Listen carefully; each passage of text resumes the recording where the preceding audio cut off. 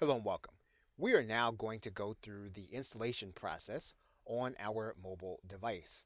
And in order to do that, we are going to then look for the application inside of whichever platform we are using, whether it is an iPhone or Android or some other platform.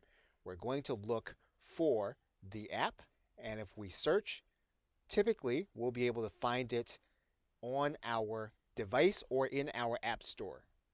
So we'll look for it in our App Store, and in this particular case, what we will do is we will download the app. Once we have it downloaded, we will then open the app. Then we will use our login username and password. Once we have it entered, we will then click Continue. And you should see that the note that we created in the initial setup is now inside of our mobile device.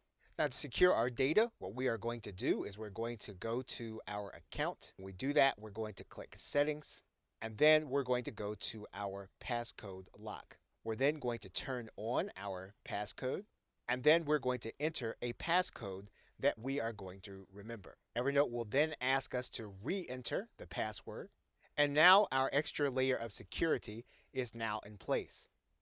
If you are a user of Apple technology, you can actually enable your account with Touch ID also. Once you've done that, you can exit by clicking the Settings link.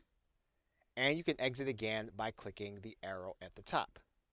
Our mobile device is now enabled along with our desktop as well as our web app. If we have to sync our account, we will click the account link. We will then scroll to the bottom, and then we will click Sync Now. Then our account will be synced. To sign out of the mobile app, all you'll need to do is to click the Sign Out link. Okay, so with that, thanks, and I will see you in another video.